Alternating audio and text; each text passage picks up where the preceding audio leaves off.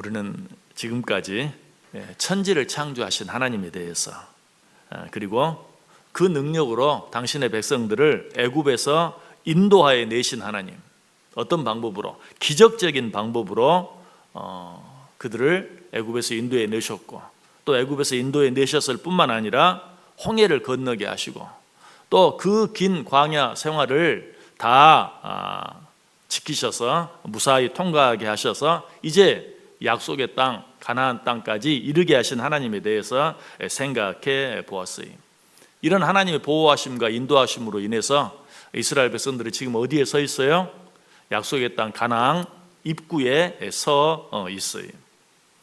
자, 여기까지만 해도 하나님께서는 당신의 백성들을 위해서 하실 수 있는 일을 충분히 다 하셨어요.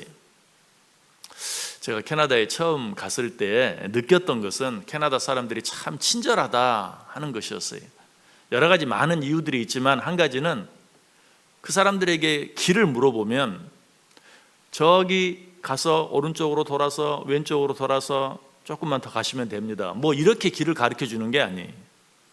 하던 일을 다 멈추고 우리를 거기까지 데려다 주는 일이 10번이면 9번은 그렇게 해요. 심지어는 도로에서 차를 운전하다가 길을 잘 몰라서 길가에서 삽을 들고 일을 하는 분에게 내가 지금 어디를 가려고 하는데 어떻게 가야 합니까? 라고 물었더니 자기를 따라오라는 거예요. 그러면서 거기까지 상당히 긴 길이었는데 자기 하던 일을 중지하고 길을 가르쳐주는 그런 모습도 보았어요. 정말 얼마나 친절한지 몰라요. 자, 그런데 어떤 길을 인도하다가 내가 찾는 어떤 건물이나 목적지가 눈에 보이면 거기까지만 가면 되죠. 그래서 바로 저 건물입니다, 설령 거기까지 한참 더 가야 한다 할지라도 그 목적지가 눈에 보이면 저 건물로 가시면 됩니다 라고 말하면 그 사람이 할 일은 다 한 거죠. 내가 가야 할 곳이 눈에 보이는데도 꼭 굳이 그 건물까지 함께 가줄 필요는 없는 것이. 자, 지금 하나님께서 이스라엘 백성들을 어디로 인도하고 계세요? 약속의 땅 가나안으로 인도하고 계세요. 그런데 지금 이스라엘 백성들이 어디에 서 있어요? 가나안 땅 입구에 서 있어요. 약속의 땅 가나안이 눈앞에 보여요. 그럼 어떻습니까? 하나님께서 당신의 백성들을 위해 하실 수 있는 일은 다 하신 거예요. 더 이상 안 해도 돼요. 바로 저기다, 내가 너희들에게 약속한 땅이 바로 저기다, 이제 들어가라 라고 하면 되죠. 그런데 하나님께서는 당신의 백성들을 인도하고 보호하는 일을 거기서도 멈추지 않으셨어요. 왜? 가나안 땅이 바로 눈앞에 보이지만 그 땅으로 들어가는 입구를 막고 있는 강한 적들이 있었기 때문이에요. 하나님께서 그들을 어떻게 하십니까? 자, 오늘 보면 17절, 18절 보세요. 큰 왕들을 치신 이에게 감사하라. 그 인자하심이 영원함이로다. 유명한 왕들을 죽이신 이에게 감사하라. 그 인자하심이 영원함이로다. 하나님께서는 가나안 땅 입구에 버티고 서서 길을 내어주지 않는 큰 왕들, 강한 왕들, 오늘 본문은 그들을 뭐라고 표현합니까? 유명한 왕들을 치셨다라고 말하고 있죠. 그들이 누구였습니까? 계속되는 말씀 19절과 20절 보면 그들의 이름이 나와요. 아모리인의 왕 시온을 죽이신 이에게 감사하라. 그 인자하심이 영원함이로다. 바산 왕 옥을 죽이신 이에게 감사하라. 그 인자하심이 영원함이로다. 여러분, 이 말씀 어디서 많이 본 말씀 같지 않습니까? 우리가 이미 생각한 시편 136편 바로 앞에 있는 시편 135편에 보면 똑같은 말씀이 이미 나와 있어요. 우리 그 말씀 한번 읽어볼까요? 시편 135편 10절과 11절 말씀 시작. 그가 많은 나라를 치시고 강한 왕들을 죽이셨나니 곧 아모리인의 왕 시온과 바산 왕 옥과 가나안의 모든 국왕이로다. 아멘. 자, 똑같은 말씀이 이미 기록되어 있는데 거기는 바산 왕 옥과 아모리인의 왕 시온 외에 또 다른 왕들까지도 언급하고 있죠. 가나안의 모든 왕들. 가나안은 이미 누가 살고 있었어요? 우리가 소위 가나안 7족이라고 부르는, 하나님께서 약속의 땅 가나안을 이스라엘 백성들에게 주셨는데 거기에는 이미 누가? 가나안 7족들, 아모리인의 왕 시온과 바산 왕 옥 외에도 가나안 7족의 왕들이 살고 있었어요. 그 모든 왕들을 다 치셨다라고 말하고 있어요. 그런데 오늘 본문에서 특별히 이 아모리인의 왕 시온을 언급하고 있는데, 이 시온은 누구입니까? 그는 당시 가장 강한 나라라고 할 수 있는 모압을 정복했던 왕이, 그 내용이 민수기 21장 26절에 나와요. 헤스본은 아모리인의 왕 시온의 도성이라. 시온이 모압 전 왕을 치고 그 모든 땅을 아르논까지 그 손에서 탈취하였더라. 오늘날로 말하면 미국을 정복한 어떤 나라가 있었다면, 어떤 왕, 어떤 대통령이 있었다면 바로 그 왕, 그 대통령을 말하고 있어요. 모압을 정복한 아모리인의 왕 시온이라고 말하고 있어요. 뿐만 아니라 이 시온은 미디안의 5 방백이 그에게 속해 있는 그런 유명한 왕이었어요. 한때 어떻습니까? 영국이나 프랑스가 전 세계 많은 나라들을 식민지로 삼은 때가 있었죠. 그처럼 이 아모리 왕 시온은 미디안의 5 방백을 식민지로 거느리고 있는 그런 나라의 왕이었다라고 말하고 있어요. 자, 우리 그 내용도 한번 같이 읽어볼까요? 여호수아 13장 21절 말씀 같이 읽습니다. 평지 모든 성읍과 헤스본에 도읍한 아모리 사람 시온의 왕 온 나라라. 모세가 시온을, 그 땅에 거하는 시온의 방백 곧 미디안의 귀족 에위와 레겜과 술과 훌과 레바와 함께 죽었으며.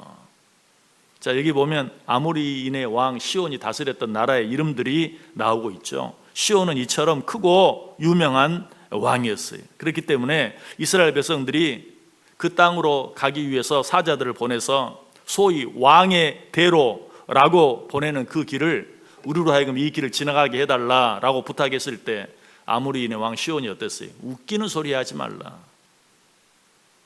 내가 너희들에게 이 길을 내줄 것 같으냐 하고 그 부탁을 거부했어요. 대신에 어떻게 했습니까? 오히려 군사를 거느리고 나와서 이스라엘 백성들과 싸웠던 그런 모습을 성경을 통해서 확인하게 돼요. 자, 이 싸움에서 누가 이겼을까요? 당연히 아모리인의 왕 시온이 이기죠. 아모리인의 왕 시온이 누구라고요? 당시 세계에서 가장 강대한 나라였던 모압을 쳐서 이긴, 세계 여러 나라들을 식민지로 거스린 나라, 그리고 그 나라의 왕이었어요. 그런데 지금 40년 동안 광야를 허덕허덕 걸어온 이 이스라엘 백성들이 이 아모리인의 왕 시온과 싸워서 이길 수 있겠습니까? 말도 되지 않죠. 도무지 싸워서 이길 수 없는 왕이었고 나라였어요. 그러나 결과는 어땠습니까? 이스라엘의 대승으로 그 싸움이 끝나는 것을 보게 되죠. 어떻게 이스라엘 백성들이 아모리인의 왕 시온과 싸워서 이길 수 있었습니까? 그 이유는 오직 한 가지였어요. 하나님께서 이스라엘 백성들의 편이 되어주셔서 그들을 위하여 싸워주셨기 때문이. 우리 그 내용도 한번 확인해 볼까요? 신명기 2장 32절에서 34절까지 있는 말씀 같이 읽습니다. 시온이 그 모든 백성을 거느리고 나와서 우리를 대적하여 야하스에서 싸울 때에 우리 하나님 여호와께서 그를 우리에게 붙이심에 우리가 그와 그 아들들과 그 모든 백성을 쳤고, 그때 우리가 그 모든 성읍을 취하고 그 각 성읍을 그 남녀의 유아와 함께 하나도 남기지 아니하고 진멸하였고. 누가 함께 하심으로? 하나님이 함께 하심으로. 우리 힘으로는 도무지 싸워 이길 수 없었던 아모리인의 왕 시온, 모압까지도 싸워서 물리쳤던 그 아모리인의 왕 시온과의 싸움에서 승리할 수 있었다. 하나님이 함께 하실 때 아모리인의 왕 시온은 이스라엘보다 훨씬 더 강한 모압까지도 제압을 했어요. 그러나 하나님이 그들과 함께 하지 아니하시고 이번에는 하나님이 이스라엘과 함께 하시자 어때요? 그처럼 강한 아모리인의 왕 시온도 이스라엘과 싸움에서 질 수밖에 없었다. 하나님이 함께 하시면 이기지만 하나님이 함께 하지 아니하면 질 수밖에 없다는 사실을 우리에게 너무나 잘 가르쳐주고 있어요. 하나님이 함께 해주시면 어린 아이와의 싸움에서도 우리는 이길 수 없어요. 질 수밖에 없어요. 그러나 하나님이 함께 해주시면 마치 다윗이 골리앗과의 싸움에서도 넉넉히 이길 수 있었던 것처럼 하나님과 함께 하기만 하면 골리앗과 같은 대적이 우리 앞에 놓여 있다 할지라도 우리는 그 싸움에서 승리할 수 있는 것이에요. 여러분, 이것이 광야와 같은 일상을 살아가는, 아니 광야와 같은 일상을 살아가면서 우리가 승리할 수 있는 비결이, 자, 오늘도 또 한 번 우리는 한 번도 살아보지 아니한 새로운 삶 앞에 놓여 있어요. 여러분, 이 하루를 어떻게 살기를 원하세요? 어떻게 이 하루를 승리하기를 원하십니까? 방법은 한 가지, 하나님과 함께하며 살아가는 것. 하나님과 함께하지 않고 살아가면 오늘 하루 어떤 큰 문제가 우리 앞에 없다 할지라도, 지극히 작은 돌뿌리와 같은 그런 작은 문제가 있다 할지라도 우리는 그 돌뿌리에 걸려 넘어질 수밖에 없어요.